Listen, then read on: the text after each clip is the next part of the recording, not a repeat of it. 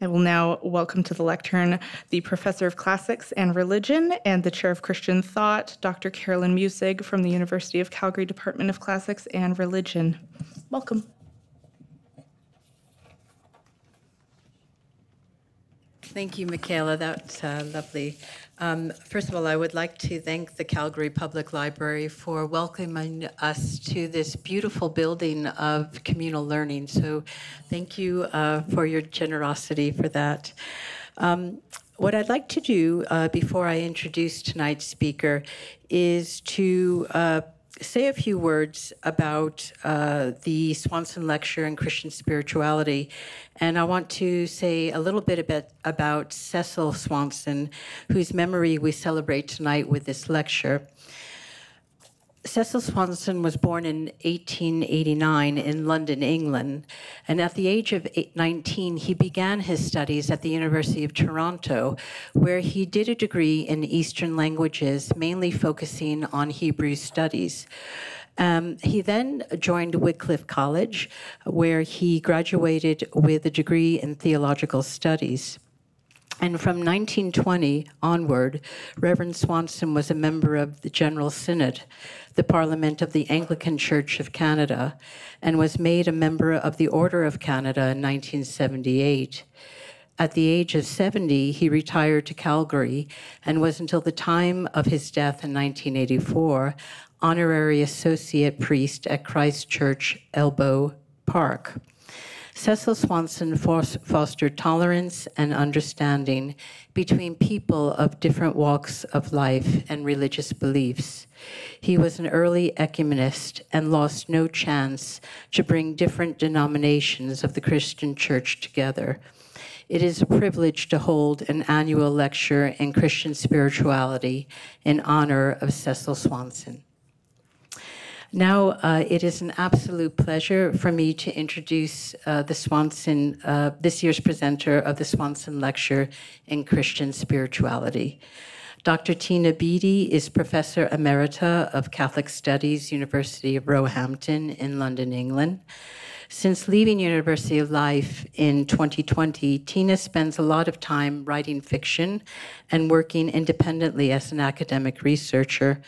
And she has published widely in the fields of sacramental theology, psychoanalysis, Marian art, and devotion, and gender and female embodiment. Her academic publications include Theology After Postmodernity with Oxford University Press, and also the New Catholic Feminism, Theology and Theory with Routledge. There are many other books I can list from her academic publications, but we don't have enough time. She is currently researching questions of language, desire, and gender in dialogue with Pope Francis's eco-theology. Now, in addition to Tina's academic publications, she has published 3 novels, most recently Between Two Rivers. The novel is set in Rhodesia, now Zimbabwe, during the traumatic disintegration of colonial rule and the descent into bloody war. The Zimbabwean writer and war correspondent Agnes Shaw said he, quote, loved this book, despite scenes that deeply disturbed him. Having been through that history, he explained, Tina Beattie has captured an essence of the time with precise and knowledgeable detail, end quote. Dr. Beattie is a frequent contributor to the media, including the BBC, and she is the lead facilitator for Catholic Women Speak, an international online forum for dialogue and awareness raising around issues relating to women and girls in the church and society. Although Tina has spent much of her life in sub-Saharan Africa, she now lives on the south coast of England with her husband, Dave. Please join me in welcoming Dr. Tina Beattie to the podium to give the Swanson Lecture in Christian Spirituality entitled Creation and Creativity, Art, Theology, and Ecology.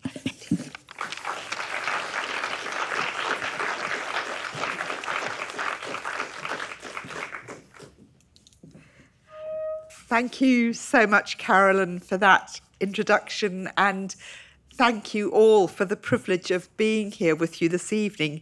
It's also a very special visit because in addition to loving an opportunity to share with an academic and local community in Calgary, we're reunited with our very dear friends, Carolyn and George, who we were friends with for many years when we all lived in Bristol. So it's a double delight to be here this evening.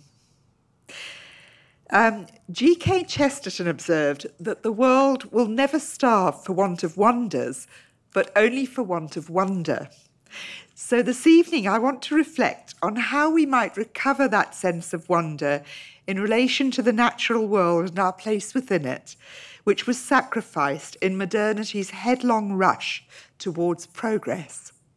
I say we, aware that some of you are no doubt further along this path than I am, but others might share my ongoing struggle to do less and be more, to let go of the modern illusion that being constantly busy and stressed is a virtue, and to learn to recognise that in recreation we are recreated. And I was delighted this week when I was exploring the river to walk through Harvey Passage and see that you use the word recreate as a verb. I've never heard that before, but it touches very much on what I'm talking about tonight.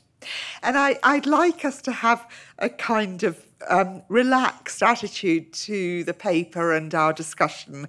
I'm not going to go down any polemical pathways. I have been known to do that, but I'm not doing that tonight. So I've made a short video of Psalm 8 to help us to relax into the mood.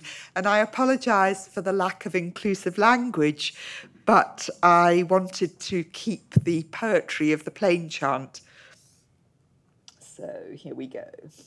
When I consider thy heavens, even the work of thy fingers, the moon and the stars which thou hast ordained, what is man that thou art mindful of him? And the Son of Man that thou visitest him, thou madest him lower than the angels, to crown him with glory and worship. Thou makest him to have dominion of the works of thy hands. And thou hast put all things in subjection under his feet, all sheep and oxen, yea, and the beasts of the field, the fowls of the air, and the fishes of the sea, and whatsoever walketh through the paths of the seas. O Lord our Governor, how excellent is thy name in all the world. Glory be to the Father, and to the Son, and to the Holy Ghost, as it was in the beginning, is now, and ever shall be, world without end. Amen. British comedian Peter Cook offered an incisive and witty comment on the hubris of the modern subject. Alluding to that Psalm 8, he observed, "As I looked out into the night sky across all those infinite stars, it made me realise how unimportant they are." For many of us, the environmental crisis and the growing threat it poses to all species and habitats is changing our understanding of who we are and where we belong in creation. The gradual evolution of Western consciousness through and beyond modernity and through and beyond Christendom has involved many paradigm shifts. From an ancient world that seethed and simmered with nature's awesome power, haunted by demons and blessed by angels, modern man, and I mean man, migrated to an altogether more rational and orderly landscape of the mind. In his book, A Secular Age, philosopher Charles Taylor contrasts what he calls the porous self of medieval enchantment with the buffered self of rationalised modernity. So this evening I'm asking how we can go beyond this buffered self, not in terms of a nostalgic New Age romanticism spiced with a sprinkling of medieval magic, but in terms of becoming porous once again to the harmonies of grace within the mysteries of creation. So let me begin by saying a little more about what Pope Francis calls the tyrannical anthropocentrism of modernity. I'll then reflect on how changing our relationship with nature means changing the ways in which we interpret the world around us. This involves not only joy and freedom, but also vulnerability, sorrow and loss, as we seek to let go of the old ways, learning to unknow what we think we know, in order to open us to creative beginnings. This entails a journey through and beyond language to the rediscovery of contemplative silence, which for many of us who are conditioned to the incessant activity and distractions of modern life is profoundly challenging. I know it is for me. And I conclude by asking if reflection on God's Sabbath rest might call us to participate in the delight of being at rest in creation and knowing that it is very good. So, tyrannical anthropocentrism. And I'm leaving that image deliberately on the presentation because it very much relates to what I'm saying in this part of my paper. The so-called medieval synthesis saw the whole created order as graced by God.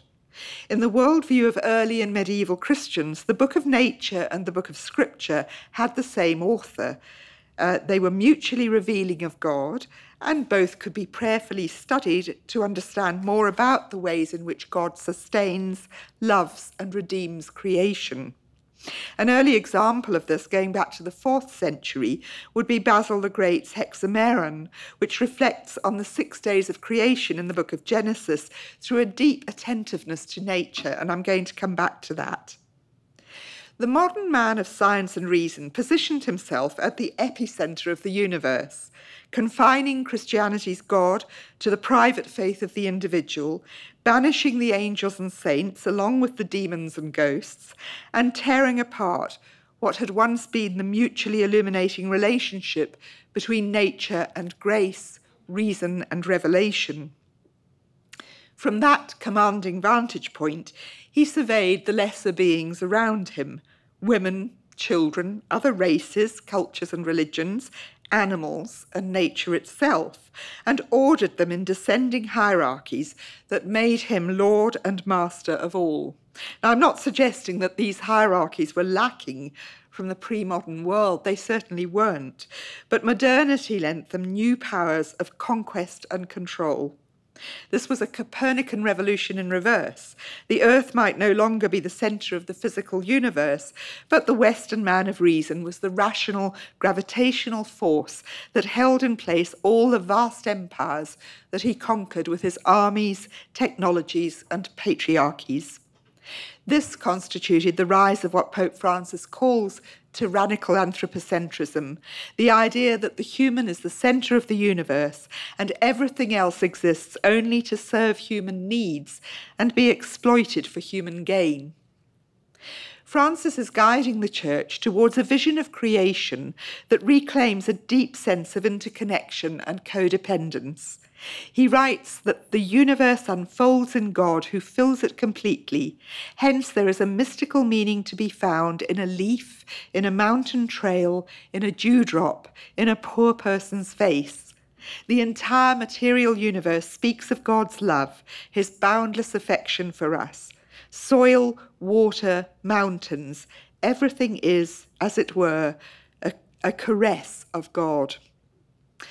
He interprets this all in Trinitarian terms, observing that the Trinity has left its mark on all creation. The world, created according to the divine model, is a web of relationships. Creatures tend towards God, and in turn it is proper to every living being to tend towards other things, so that throughout the universe we can find any number of constant and secretly interwoven relationships. This reclamation of a creation-centred theology, seen through a Trinitarian lens, has profound anthropological implications, for we need to rethink what it means to be made in the image of God. The underpinnings for Western rationalism are provided by a theology heavily influenced by Greek philosophy. To be made in the image of the God of philosophical theism, from ancient Greece to the European Enlightenment, is to be endowed with idealized masculine characteristics associated with form, rationality, abstraction, active inseminating power, while the maternal feminine is associated with the darkness of matter, a dangerous and chaotic source of desire and disintegration that must be subdued and controlled by the rational male mind. As feminist philosopher Grace Jansen observed, according to this view of God, anyone who can imagine himself as an infinitely extended and disembodied version of an Oxford professor is an analogue of the divine. But the God of the Hebrew Scriptures and the God revealed in Jesus Christ is not the God of Greek philosophy. As Francis reminds us, the Trinity is a relational unity.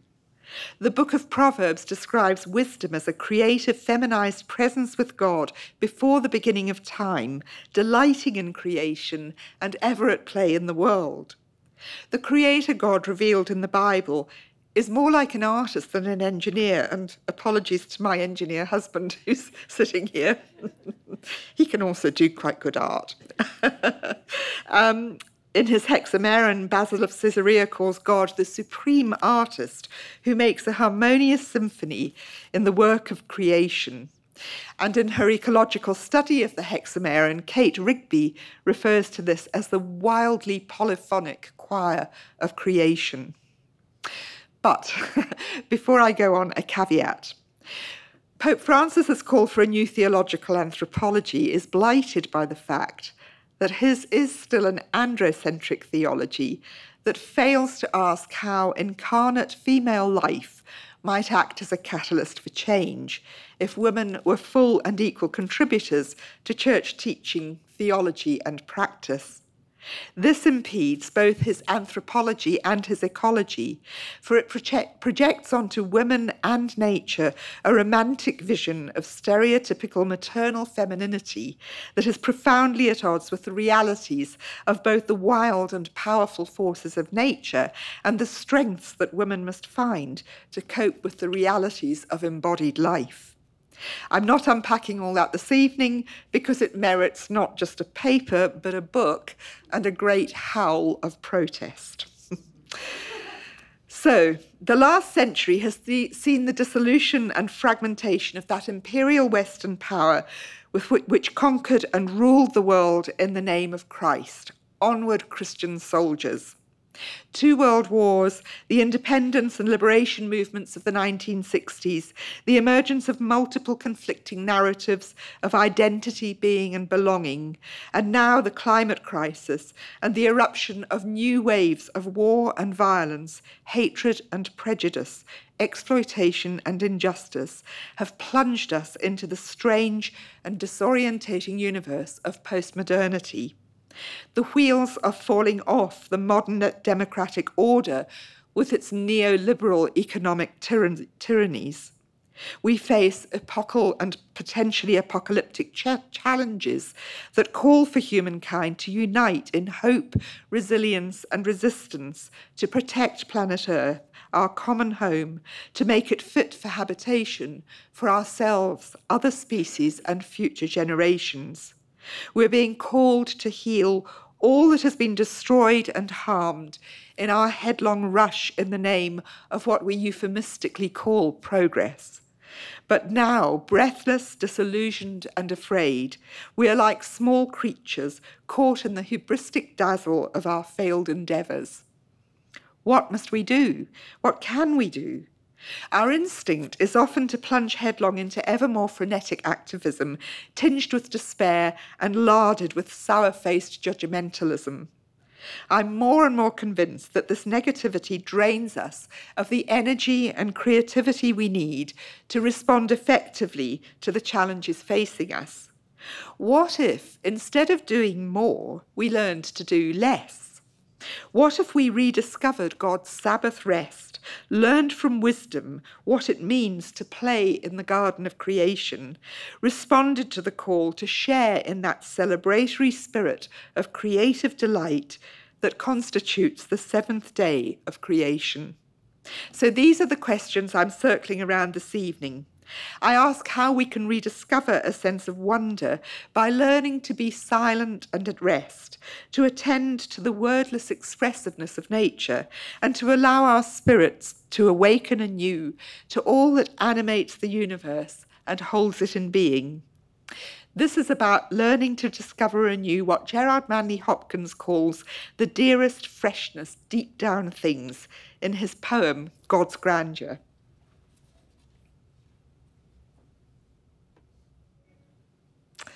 So after that lengthy preamble, let me begin where creation itself begins, with language.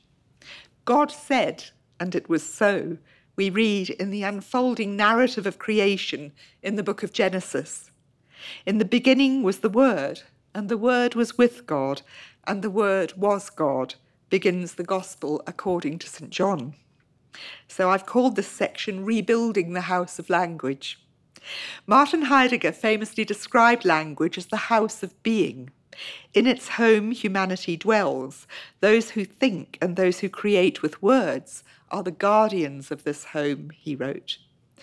This is a reminder that if the earth is our common home, as Pope Francis calls it, then our ways of being in nature are inseparable from our ways of speaking about and interpreting the world around us. Carlo Rovelli writes bewitching and beautiful books about the mystery of quantum physics. I don't understand them, but he makes the point that neither does he really, which is the reassuring thing about it. The lyricism of his language invites us to share his sense of wonder about this new science and all that it's revealing to us. He writes, "Poetry and science are both manifestations of the spirit that creates new ways of thinking the world in order to understand it better. Great science and great poetry are both visionary and sometimes may arrive at the same insights.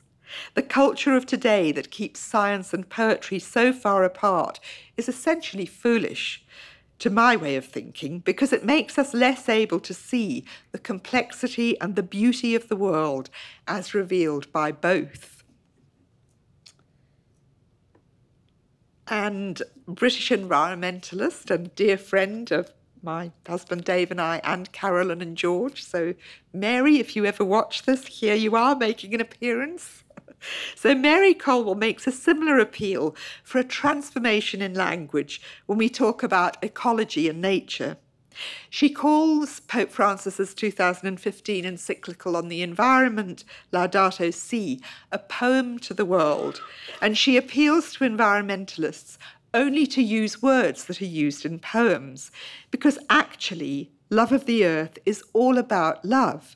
It's all about our emotional response to what's around us, to what we're part of. And that's just a photo I took of Plivice National Park in Croatia. Some of you may have been there. It's a wonderful place. So Pope Francis agrees with these appeals for poetic language. He's introducing a new theological idiom into the interpretation and expression of church teaching. Avoiding showy intellectualism and doctrinal absolutism, his style is engaging and accessible, graced with a poetic lyricism that situates his theology before the horizon of the divine mystery without losing his passionate concern for social and environmental justice. In his 2020 post-synodal apostolic exhortation, Querida Amazonia, he writes that poets, contemplators and prophets help free us from the technocratic and consumerist paradigm that destroys nature and robs us of a truly dignified existence. Poetry helps give voice to a painful sensation shared by many today. In a quote that might enrage doctrinal purists, he cites Brazilian poet Vinicius de Moraes. Only poetry, with its humble voice, will be able to save this world. If our language is impoverished, evacuated of its deep resonances and subtleties, then so is our relationship with the world around us. But language is more than words. It's all the means in which we communicate and share our perceptions of the meaning of life, including not just words, but music, art, dance, and the subtleties of gesture, expression, and body language that say far more than we're able to say with words alone, and sometimes far more than we intend. Rabbinic sources refer to the writing of scripture as black fire on white fire, referring to the ashen trail of letters across the blaze of the unnameable mystery that both reveals and conceals itself within words and the world. With that in mind, I want to consider two works of art, bearing in mind that I'm exploring the extent to which our language today is impoverished in terms of its symbolic and sacramental meanings, its capacity to make deep and often mysterious connections between the material world we experience through our senses and the ways in which we interpret and relate to that world. So, I'm just going to give you a minute or two to say, what do you see? What are you looking at? No need to speak. I'll ask you later, but just take a look.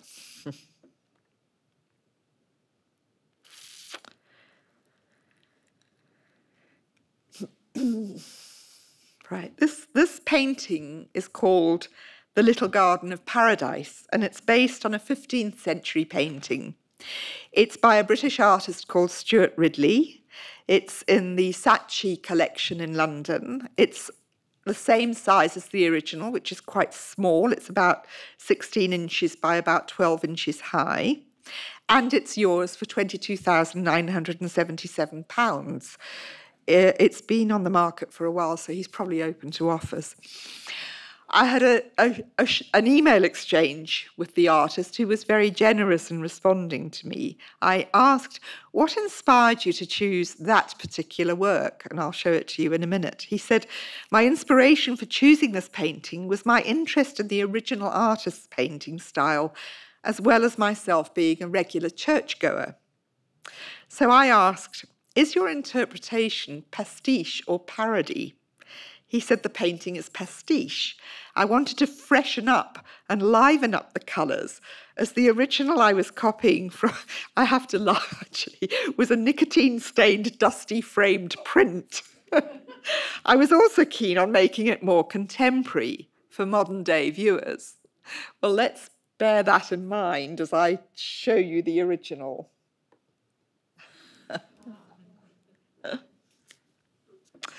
Also, The Little Garden of Paradise, painted by an anonymous artist known as the Upper Rhenish Master, somewhere between about 1410. This is an idealised garden intended for contemplation. It represents the soul welcoming Christ into herself, and I say herself because the soul would have been described in the language of the feminine in medieval devotion. Note that there are no shadows. The perspective is very condensed, and we seem to be looking at it from somewhere midway between heaven and earth. We're not looking up and we're not quite looking down. And there are, now, sorry, Timothy Husband, studying these kinds of works, writes that late medieval garden imagery, by subjugating direct observation to symbolic or allegorical intention, reflects more a state of mind than reality. So I suggest that this capacity to impregnate the visual image with symbolic significance, while still respecting its natural appearance, constitutes what's sometimes referred to as the sacramental imagination. It's that spiritual capacity to view the world through the eyes of grace and to recognise the shimmer of divine creativity within all that is. There are three gardens represented here. There's the enclosed garden, the hortus conclusus of the Song of Songs. And from about the 12th century, Mary became closely identified with the bride in the Song of Songs, where we read, "You are a garden locked up, my sister, my bride. You are a spring enclosed, a sealed fountain." Some interpretations describe Mary's womb as the garden enclosed, so that one commentator suggests that in the incarnation, the answer to man's fall and expulsion is God's entrance into the Mary garden. And that's why we also see and hear a recapitulation, a redemption of the Garden of Eden.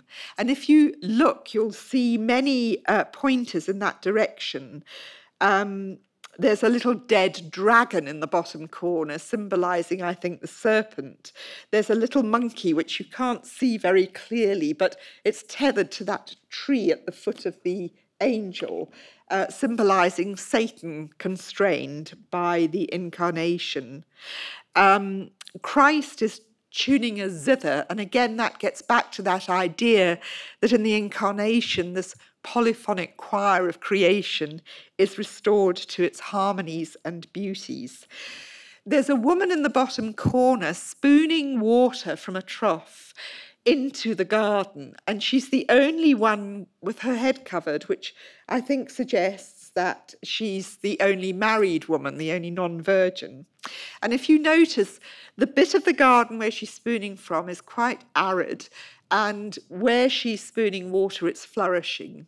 Now, this is an image taken from a 2nd century text called the Proto-Evangelium of James, which draws on several narratives in the Hebrew scriptures, primarily the story of Hannah and Samuel, to evoke the motherhood of the Virgin Mary. And that is St. Anne, Mary's mother, married to her father Joachim. And just as an aside, by the way, the Immaculate Conception refers to Mary's sinless conception by her parents, but the Church has always insisted, much to the horror of the more Puritan saints of the Middle Ages, that she was sexually conceived. There was some theological debate about whether that was the best sex in the history of the world, or a rather distasteful duty this elderly couple undertook when late life they were promised God had heard their prayer for a child. But in the Vespers of the birth of the Virgin in the Orthodox liturgy, we hear Joachim and Anna hold mystic feast and say, "Adam and Eve, rejoice with us today, for to us who long ago by breach of the commandment shut ourselves out of paradise, most noble fruit is given, God's daughter Mary. She opens for us all the way back in." And that, I think, is what we're looking at here spiritually. There's also a wonderful prayer to Mary by St. Anselm, written in the early 12th century, where he portrays a cosmic understanding of what her role in the incarnation means. "Blessed Lady, sky and stars, earth and rivers, day and night, everything that is subject to the power or use of man, rejoice that through you they are in some sense restored to their lost beauty and are endowed with inexpressible new grace. Lady, full and overflowing with grace, all creation receives new life from your abundance. Virgin blessed above all creatures, through your blessing all creation is blessed. Not only creation from its creator, but the creator himself has been blessed by creation. The whole universe was created by God, and God was born of Mary. God created all things, and Mary gave birth to God. God then is the father of the created world, and Mary is the mother of the recreated world, and on he goes. So we see here that very fertile, lush creation imagery in relation to what Mary signifies. And the third garden we have here is the heavenly Jerusalem, where the tree of life grows and the river of the water of life flows. This image is also very rich in symbolism. I'm not going to go into it all because we'd be here all night, but we see the saints recognized by their symbols. That Saint Dorothy plucks fruit from a tree, and as well as being associated with one of the legends associated with her, I think this is a suggestion of Eve. The saint now plucks fruit, and note that the tree has an entwined trunk, which I think represents the reconciliation of good and evil, the at-one-ment, the atonement that the incarnation represents. But it's a time when artists are becoming drunk with the delight of being able to represent nature realistically. So we see at the feet of Mary sitting there, Lily of the Valley, and even still today that flower is sometimes called Our Lady's Tears. Legend was that when she wept at the foot of the cross, these fragrant little flowers sprung up at her feet. Among did I say 24 species of plant and 12 species of bird? But among them, you can see a little bird with a red breast just next to the tree. That's a crossbill. And legend was that the bird tried to take the nails out of Christ's hands and feet on the cross, and its bill is bent as a result, and his blood stained its breast. And I mention this because the sense here is that all of creation is symbolically telling us of the incarnation. Everything acquires a deeper meaning if we interpret it through the lens of the biblical story.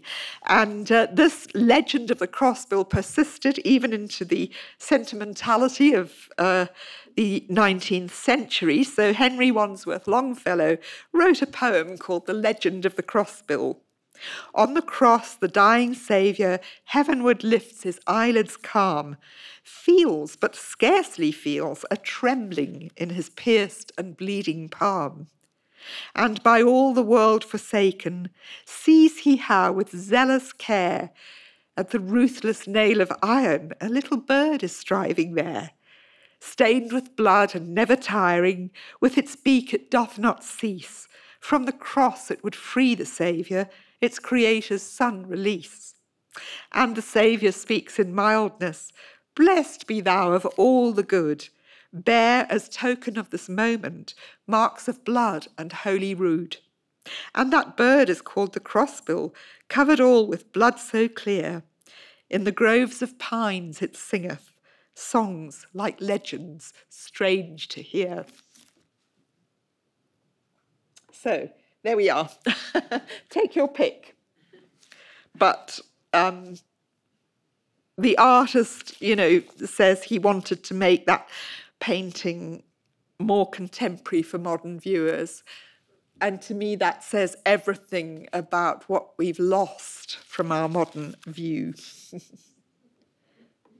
To illustrate that, I'm just showing you this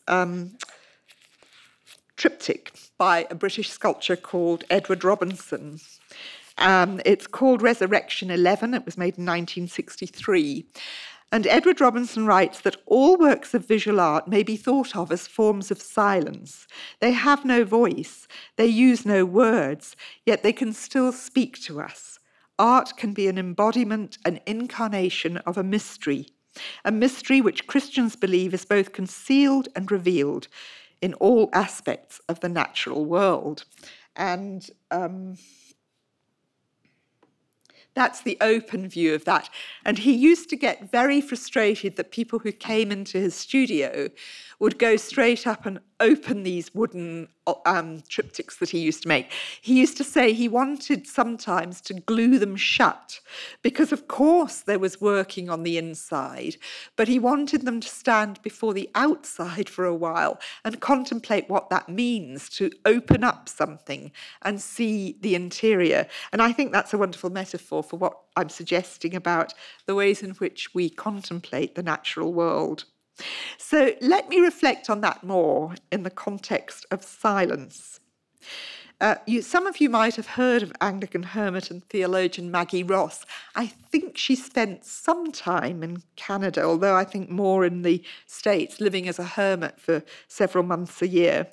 But in her book, Writing the Icon of the Heart, she explores the significance of what it means to behold as a way of focusing that's open to the grace of God in all the created wonder of the world. And she points out that in Hebrew and Greek versions of the Bible, the imperative form of the word behold occurs more than 1,300 times.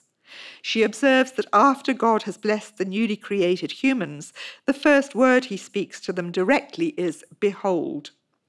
By contrast, in the New Revised Standard Version, the word behold appears only 27 times in the Old Testament and the Apocrypha, and not at all in the New Testament. It's translated as see or look, which are, she argues, very diminished words in relation to what behold means.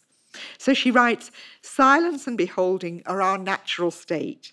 It was in the context of beholding that we were given stewardship of the earth. It's in the context of distraction that we've mismanaged it.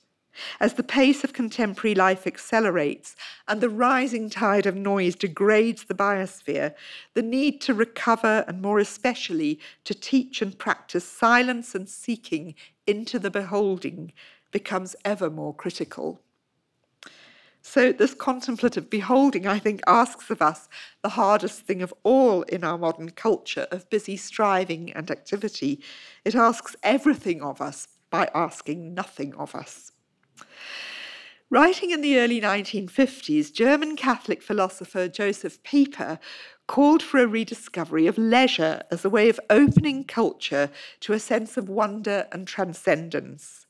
He contrasts Kant's view of philosophy as work with the Greek and medieval view that the acquisition of knowledge included an element of pure receptive contemplation, or as Heraclitus says, of listening to the essence of things.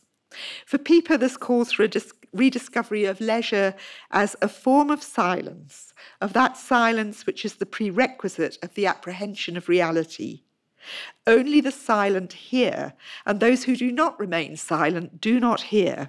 Silence, as it's used in this context, does not mean dumbness or noiselessness. It means more nearly that the soul's power to answer to the reality of the world is left undisturbed. Leisure is not, he writes, a Sunday afternoon idyll, but the preserve of freedom, of education and culture, and of that undiminished view of humanity which views the world as a whole. The leisure that Pieper describes in the aftermath of the Second World War amidst the freneticism of Germany's rebuilding programs is not a luxury but a necessity if we're to learn how to live differently. It's a letting go of much that we deem to be important, our priorities, our aims and objectives, our ambitions, and this is a painful process. It involves listening to what George Eliot calls that roar, which is the other side of silence, of which, she says, we might die. So my next section is called The River of Tears. Swiss philosopher Max Picard, writing of the relationship between language, truth and silence, also in the aftermath of the Second World War in 1948, in his enigmatic and beautiful book, The World of Silence, writes, "On the river of tears, man travels back into silence." A capacity for grief and mourning is inseparable from a capacity for wonder and thanksgiving, and this is particularly true of ecological awareness. So much has been lost that will never be restored. So much that we regard as fundamental to our well-being is being called into question. A dark shadow hangs over the future, and it's hard not to feel anguish for the world we're bequeathing to future generations. We should not turn away from that anguish, for we can't truly change if we can't truly mourn. Psychoanalyst Sally Weintraub, in her book Psychological Roots of the Climate Crisis, argues that neoliberalism thrives in what she calls a culture of uncare, by way of which sadness is nipped in the bud before it can ripen into the grief that's a necessary catalyst for change. She writes, "Care is under attack here, as to feel grief about the state of our world is to care about it." She calls us to recognise that mourning is a necessary and healthy aspect of ecological awareness, as we recognise the extent of destruction and loss that our species has inflicted upon the planet and its many forms of life. To take such insights seriously means allowing ourselves to be drawn into helplessness and confusion. We know less than we thought, and we're discovering that the forms of technological knowledge we learn to cherish in modernity, with their illusory promises of progress, have lured us down a path of destruction. Before we can emerge from this time of crisis, we have to learn how to grieve. And I want to suggest that this might involve a letting go of the certainties and platitudes that so often seem to be the public discourse of Christianity.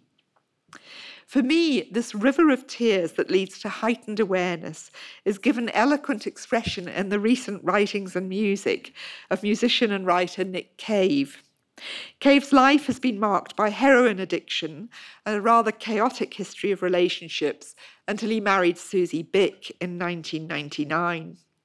Bick and Cave had twin sons, Arthur and Earl. And in 2015, 15-year-old Arthur fell from a cliff and died after experimenting with LSD. This plunged Cave into a crisis from which he's emerging as a profoundly wise and searching voice of Christian wisdom. He suffered a second loss when another of his sons, Jethro, died in 2022, but it was Arthur's death that pulverized and reshaped Cave's world and opened up new dimensions of seeking and speaking about God. An avid reader of the Bible, Cave prowls through the twilight zone of the Christian faith, bringing a dark and visceral voice to his yearning for God. His language couldn't be further removed from the banal sentimentality of self-righteous moralizing that informs so much modern Christian discourse at both ends of the spectrum. Faith, Hope and Carnage, published in 2022, is a series of interviews that Cave did with journalist Sean O'Hagan. He talks about the sense of rupture he felt after Arthur's death, and also of the impact of COVID and lockdown on his inner life. Referring to the changes these events precipitated in his music, he says that he began to feel as if he was hiding behind these neatly manicured narratives because I was afraid of the stuff that was boiling away inside me. I wanted to start writing songs that were truer somehow, that were authentic to my experience. I think many people who feel alienated from the institutional church would echo those words. Weary of the moralizing platitudes of an exhausted and anachronistic hierarchical institution, don't we often feel stuff boiling away inside us? I know I do. Cave says that his storylines became more twisted, entangled, and mutilated. The form itself became more traumatic.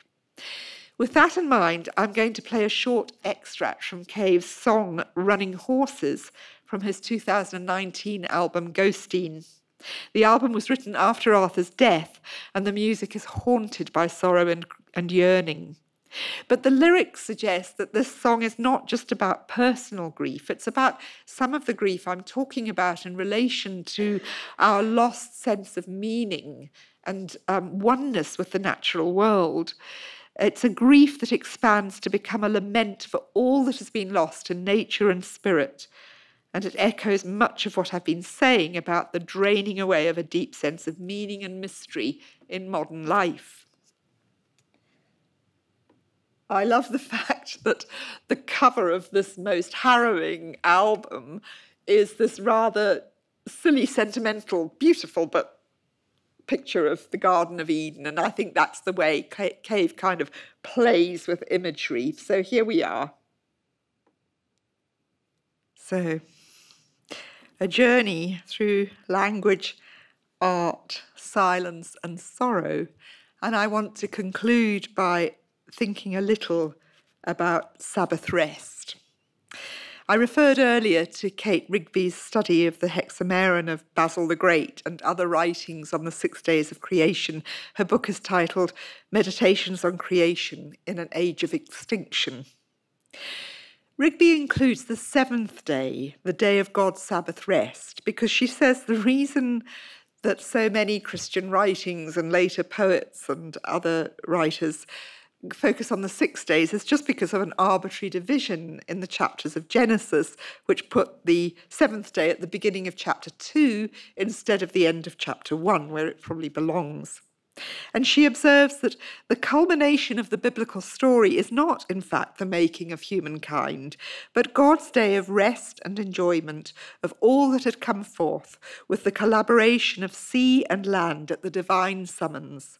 The Sabbath day in which we too are invited to join with the Creator in celebrating the communion of all creatures, even now, even still, within an earth for which we are being called ever more urgently to care and repair. And she cites Jewish scholar Norman Visbra's interpretation of Rabbi Rashi, a medieval Rashi, on the seventh day. What was left unfinished was creation's purpose, which is why on the seventh day God created menucha, a term we can translate as the tranquility, serenity, and peace of God.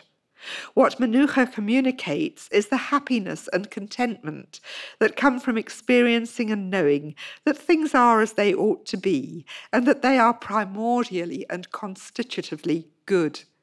What menucha teaches is that the point and purpose of creaturely life is for it to be cherished and celebrated. This is the kind of tranquility that Pieper associates with leisure, which he says is inseparable from worship. He writes, "Culture depends for its very existence on leisure, and leisure in its turn is not possible unless it has a durable and consequently living link with the cultus, with divine worship."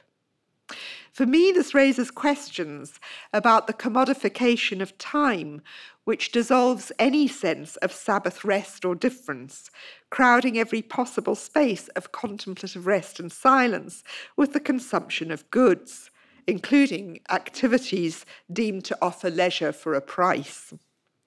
Only when Mammon becomes Lord of the Sabbath is it possible to evade the mystery of the being of God that manifests itself when our own way of being, as ceaselessly, frenetically doing, is arrested and held captive before the tedium of the infinite. We're perhaps not so different from the targets of Basil's polemic. His Hexameron is wonderful. It's this raging polemic against those he disagrees with.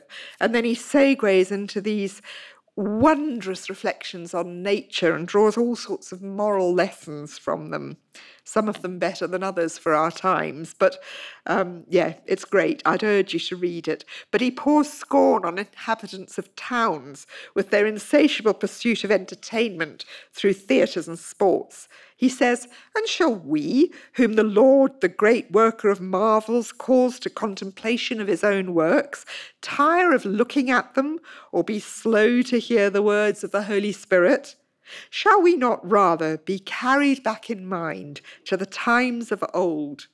Shall we not view all the order of creation?" So I will end with one more poem.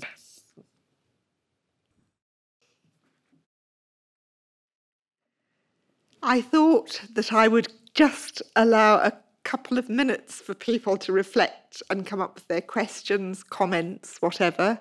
So I thought I'd go back to that little garden of paradise and play a short piece of music from Hildegard of Bingen, O Greenest Virgin.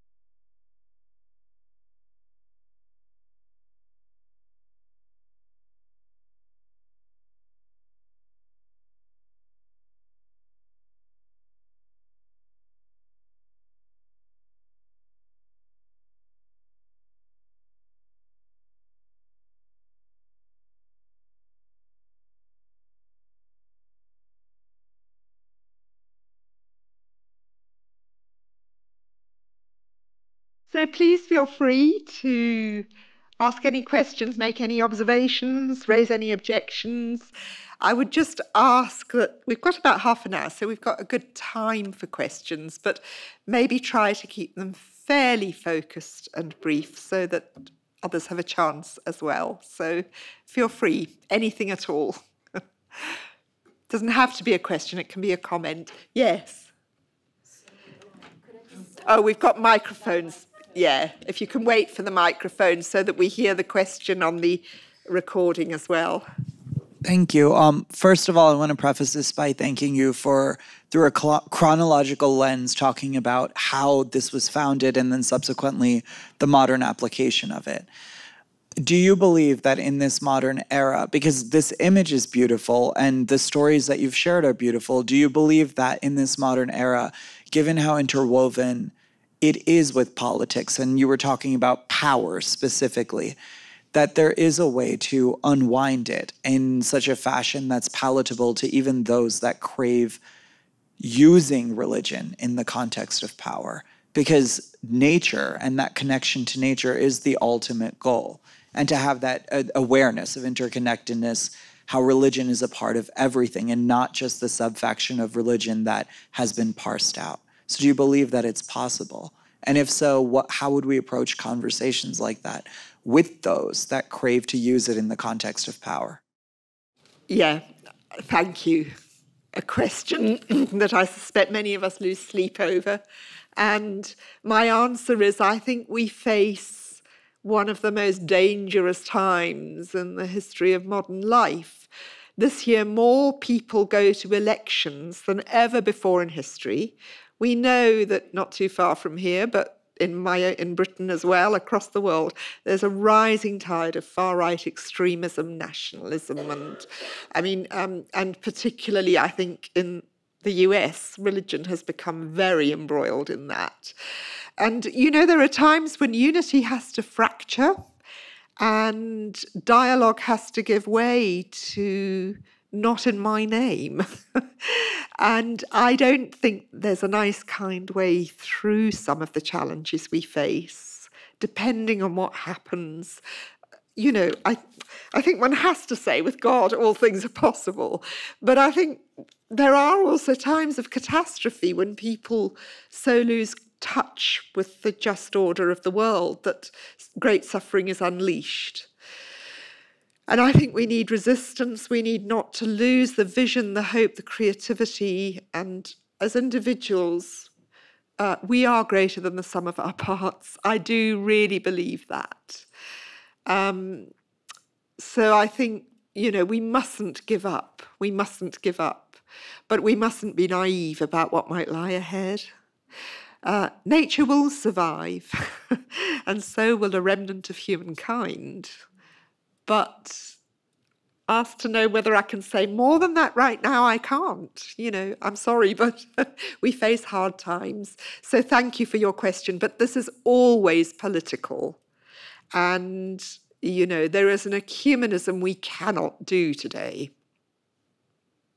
Because there's only so far. Power corrupts, and absolute power corrupts absolutely. And, we all have some power. We all have some way in which we can shape the world. And, that can often ripple out far beyond the influence we're aware of. And I think we should never abdicate our responsibility to do what we can in the context in which we live. And that's all we can do. It shouldn't be a burden of guilt, but it should be a wise, discerning process.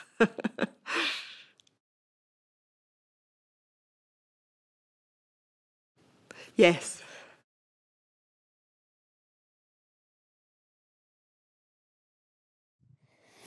I just want to thank you for your presentation. I do have a couple of comments, and I'd be interested to know your thoughts. Yep. Just now you said losing touch with the just order of the world, and I felt that was really apt when I looked at the two paintings. The more ancient painting had certain elements that you can see. Most notably for me as a business person and being trained in marketing, I look at the colors. and the colors transmit so much, which I found that in the more modern painting, it was devoid of several of the colors. I want to know your thoughts on the more ancient painting and how I believe it represents the true pursuit of Christendom, where we can see the lady who's with the instrument and Christ. To me, it means she's serving Christ. You can see another lady sitting reading a book, which is assumed to be a Bible in mine. So, reading your Bible, serving Christ. You can see a man sitting by a tree, and it looks to be there's an angel with him and another man nearby. And the man sitting is also in red. So to me, it means he's almost like the tree supporting the other man. So looking after our fellow man. And even when you look at the woman who is plucking fruit from the tree that you touched, that's interwoven, and how it's healing, it sort of gives the impression of us looking after the world. And I feel like in the more modern painting, some of these elements are lost. Do you have any thoughts? Thank you.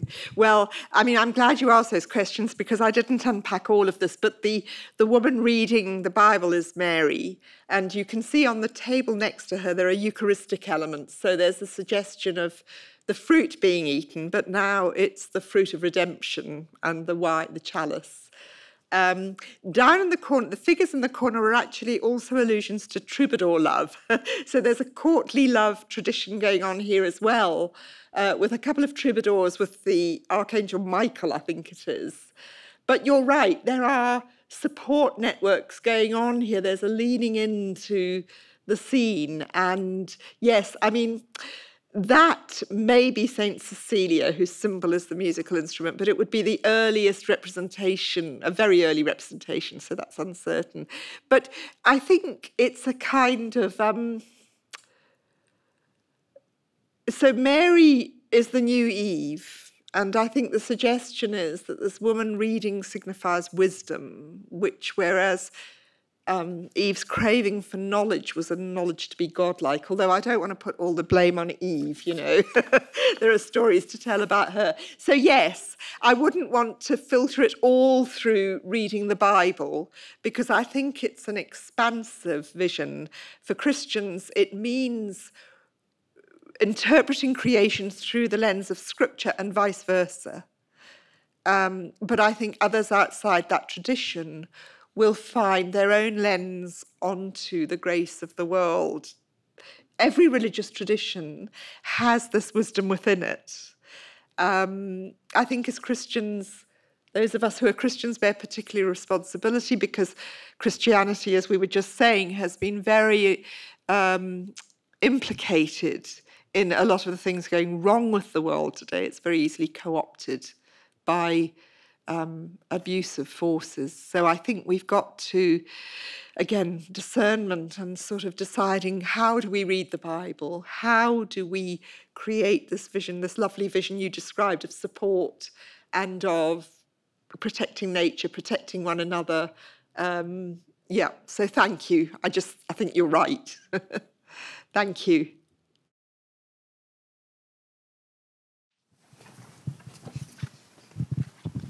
Hi, thank you for the talk. But I had a question in that you mentioned earlier with using poetic words for describing things, and then also the comparison of the two paintings, the more contemporary one and the more older one.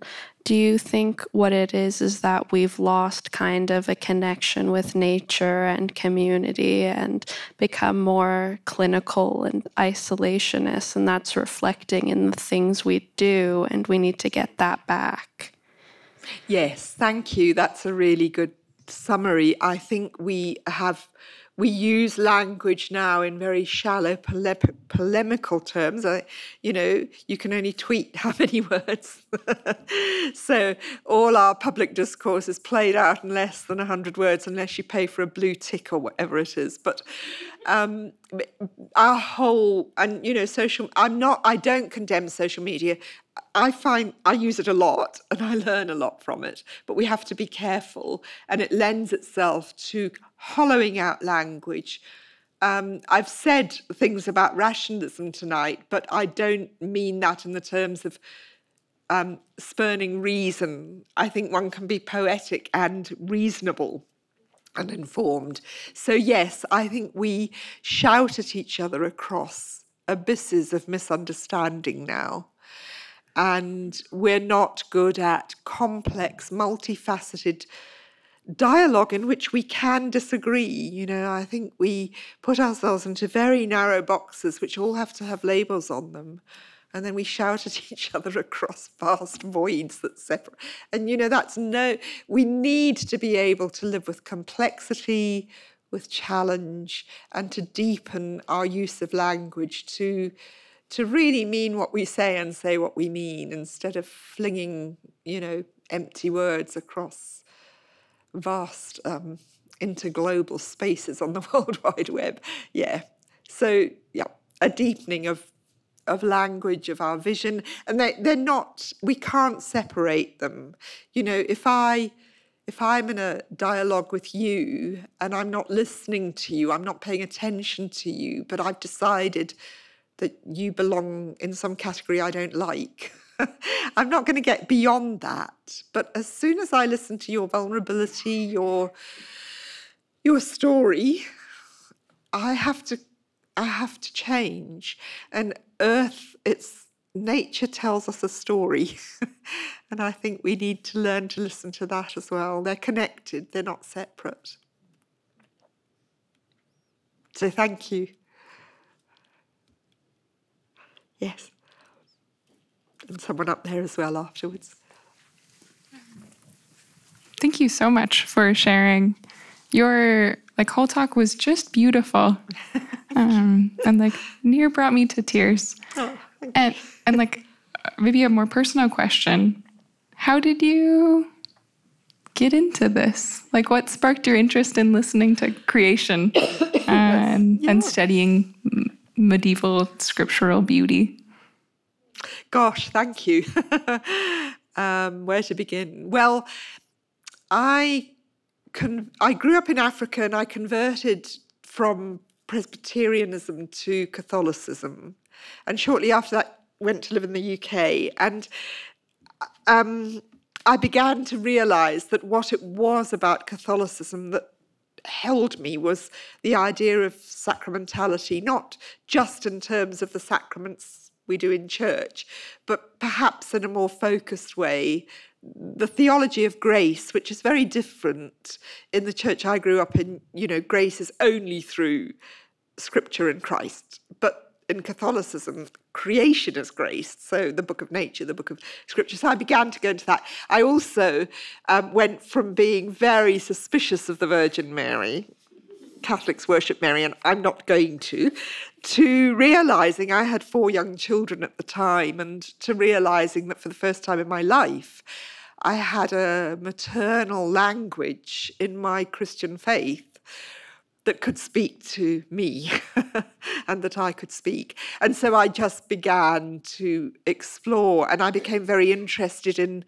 how Mary was understood in the early church, which was very different from the kind of max factor virgin we see today.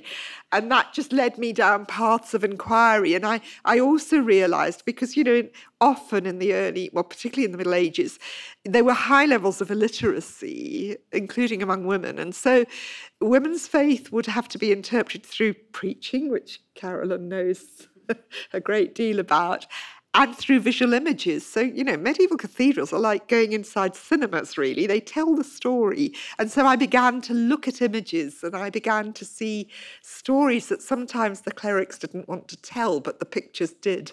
So, yeah, it was down that kind. And then gradually, I also lived in a houseboat on the Thames in London for 12 years. And although it was just on the edges of the city, it was a very wild place. It was on the tidal Thames, and it had amazing birds and creatures and, you know, a sense of being right there in nature. And that was, I suppose, particularly a time of...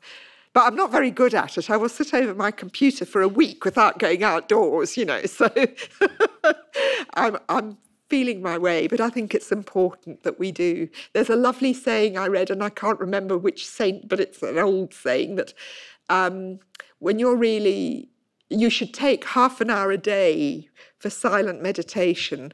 And if you're too busy to do that, you should take 2 hours.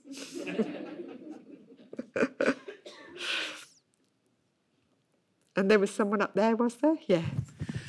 Thank you very much for your talk. I think I'm particularly interested in your reading of Josef Pieper, who you had mentioned several times in your presentation. And you referred to the several segments of the arts as giving us hope when we think about the environmental crisis.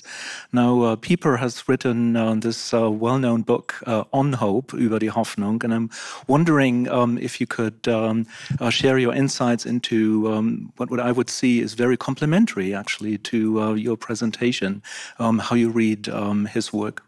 Thank you. I'm not as familiar with all his work as I am with particularly Leisure, the Basis of Culture is the work I know best. So you could, come back to me. My reading is of the themes of hope I've touched on in his other work, is that he sees, again, bearing in mind he's writing in the context of post-war Germany, that he sees the need for humanity to reconnect at this very deep level with transcendence, because that is where the hope comes from. That's where the meaning will come from. And if we're just always very busy, he has this anthropology of man the worker. So there's a critique, I think, of Marxism very much running through his work as well.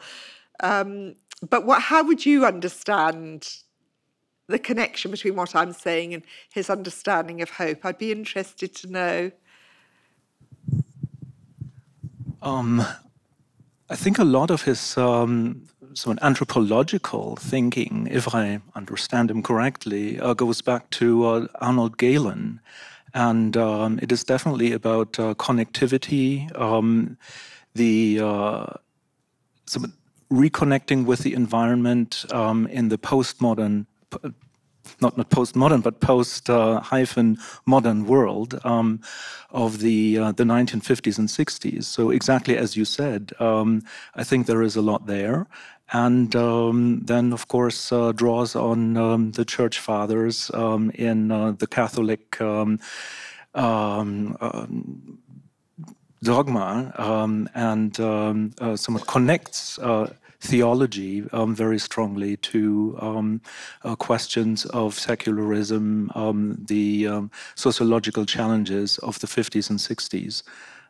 So I think that there would be a lot there in this book that would support some of your ideas. Because hope is a really important theme in this. Nobody needs a theology of despair. So I will look at that more closely, and thank you for that. I'm finding increasingly, actually, that there's a wisdom that emerges from the thinkers of the late 1940s, early 1950s. There's Pieper, there's Picard, I've already mentioned, people like Simone Weil, Hannah Arendt. There's this world of wisdom that comes out of the ashes of war and Holocaust, that they know they have to remake the world from the fundamental principles of what it means to be human. There's no patching up possible. And that's what I read in what I've studied of Pieper, Josef Pieper, so far. But as I say, I see it also in Max Picard. I see some of it in Simone Weil, although she's rather too pessimistic for me, but it's there. There's a wisdom that Pieper, the ecology, the connectedness, the rediscovery of transcendence, that lovely phrase he quotes from Heraclitus, listening to the essence of things. I just find that so powerful, and it does resonate. I've tried to find out how much Pope Francis is engaging with him, because, Francis's public writings are the tip of the iceberg. People say, oh, he's not the intellectual that Benedict was. Sorry, he is, but he keeps it better hidden. He has Michel de Certeau, a lot of Argentinian philosophers, and I'm sure Pieper is an influence somewhere, but I haven't yet teased out quite how much. So thank you very much for raising that.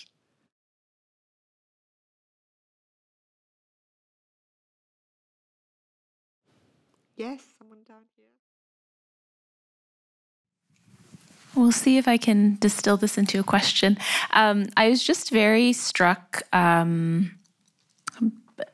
the ways that you were commenting in the question period about how language has been stripped down, you know, the Twitter 140 characters or whatever it is. And then in the same way that the expression of this painting has been stripped down. And I guess there's two things that emerged for me that I'm wondering maybe you can comment on. The first is, as you were speaking, I was thinking about I don't know if you've used AI-generated imagery at all, but I find it very curious that we prompt this technology to create imagery for us through language. So it's the pathway to then create the imagery rather than the image being an expression of perhaps something deeper. So I was just reflecting on that as I was looking at these images and hearing you speak. And then I think the second thing is just also that everything is languaging at us. And so I'm curious about whether you could speak to that as well. Like, we are expressing language to the natural world, but the natural world is also speaking to us. And yeah, just curious about your thoughts. Thank you.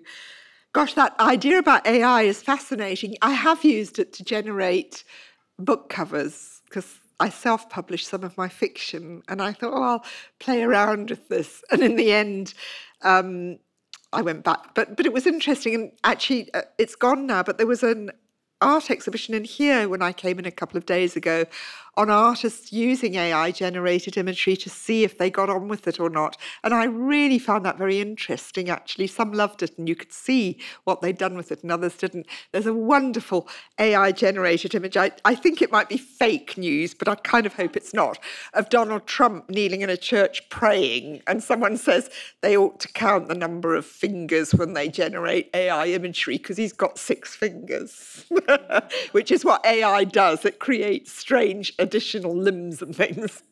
But that's fascinating that we give words that create images, and it can kind of, yeah, I'd need to think about that. But I think, like everything else, AI is like every huge innovation. When humans discover a completely new way of interpreting the world, it's always loaded with possibility and curse. I mean, that's just the human condition. You know, the invention of the printing press had wonderful consequences for literacy, and it was also the birth of pornography. So, you know, everything is double-edged, Janus-faced.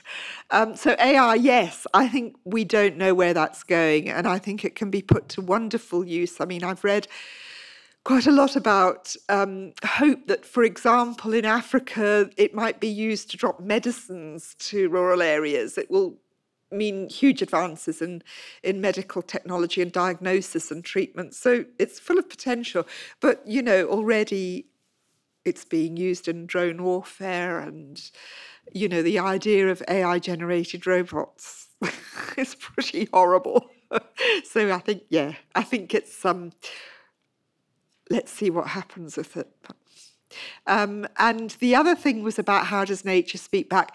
Again, I mean, it's hard really to summarize that.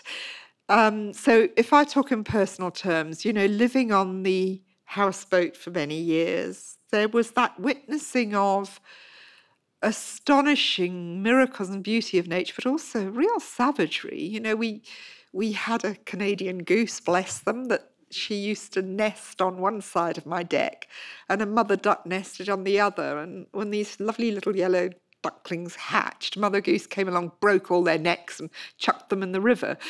So the speaking back isn't just comfortable, and that's what I mean about Pope Francis. You know, if you listen to women, Pope Francis, you would hear things you probably feel uncomfortable with, and nature will will also answer back. You know, I get the impression that well, I do, reading it, Mother Nature is this sort of poor wounded woman languishing in a ditch waiting for the new knights in papal armour to come along and rescue her, and it's not like that.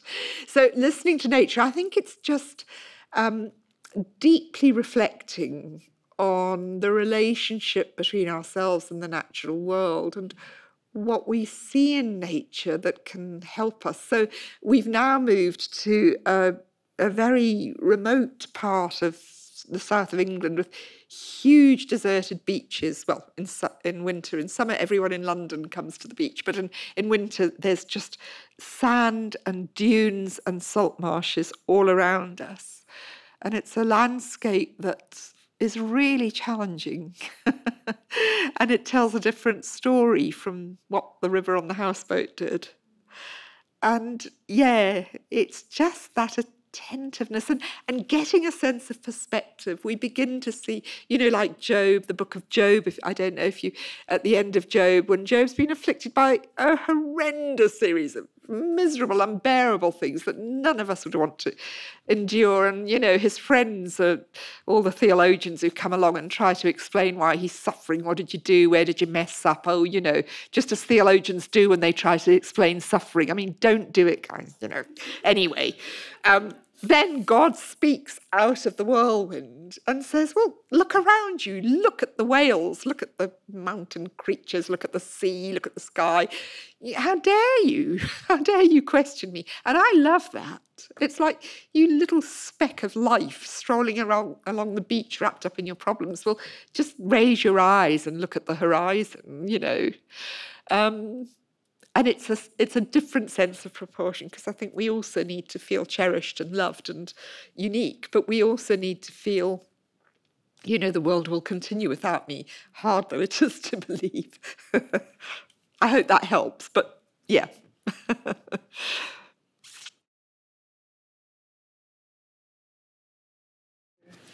Yeah, we are. Could I just come over? Yeah. And you stay here, Tina.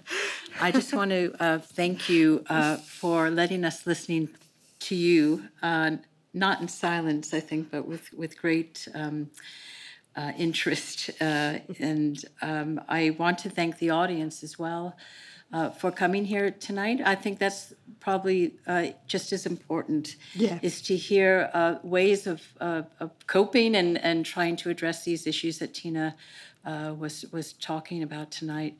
And this is what leisure is, I think, according to Tina. So thank you so much. Yes, thank you. So let's join hands and thank Tina Beattie for her wonderful talk. Thank you. And thank you to all of you. Yeah, thank you. I'd like to thank, too, just Annie, Josh, and Katie, who checked you in tonight and took the questions. And thanks again to the Calgary Public Library, Michaela. Thank you so much. Thanks, everybody. Yeah. And thank you. You were a great audience and your questions were really spot on. So thank you. I really appreciate that, the focus and the depth of what you were asking. Thank you.